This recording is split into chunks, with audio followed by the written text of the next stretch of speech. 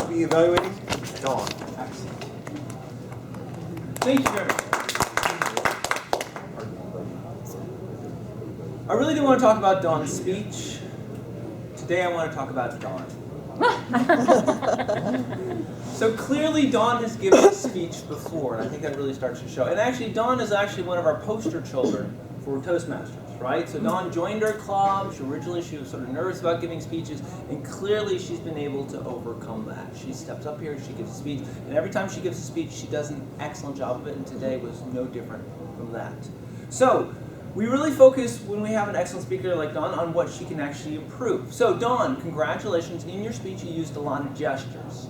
Okay. However, you were doing gestures for 6th graders, because 6th graders are short people and they sit up in the front row, right? And so your gestures were all down here for them to see. We had people in the back. We really want our gestures to be up here. So as I encourage many people, I'd like you to visualize yourself as having a 52-inch television in this area, and you want all of your gestures to be on TV.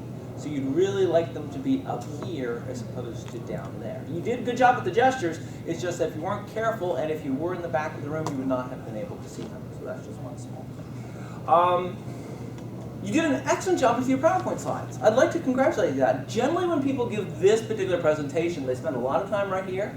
They spend a lot of time reading the slides going, well, that's interesting, let's read it together and stuff like that. You did not do any of that. I was very, very impressed. Especially with a presentation that can be somewhat dry. It can be very easy to rely on what's on the slide and sort of read it and then think about what you'd like to say about it. Didn't see that at all. Clearly you practiced this stuff. Your backpack was a part of your presentation. You didn't bring it up with you. You should have brought it up with you. You know that. That's fine.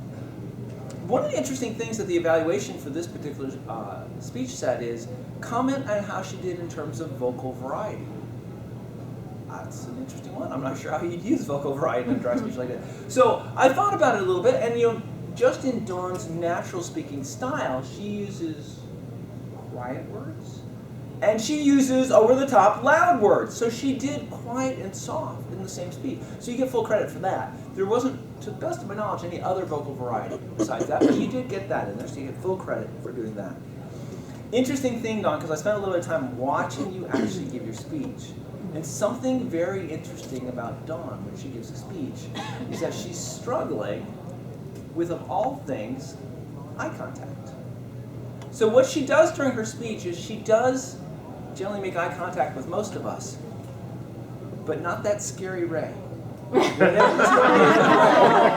was watching because she was not going to make eye contact with Ray if it killed her, okay? So she was randomly hitting people at different points in time, but I think the people up close weren't getting the full brunt of Dawn eye contact. So that was sort of sad. Just something to look forward to.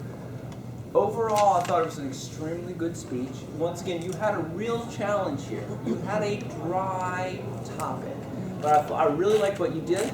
Now, what was interesting at the very beginning, because you did a lot to make it interesting, is that we sort of missed the purpose of the speech, right? So there was a ton about fun, and it was going to be interesting, and that's all great. That was all very, very, very good. But I thought, in my opinion, that you stepped a little bit away from, what the hell are you giving the speech for, right? So if you could have worked that a little bit more in there, it would have been perfect. Excellent. Mr. General Evaluator.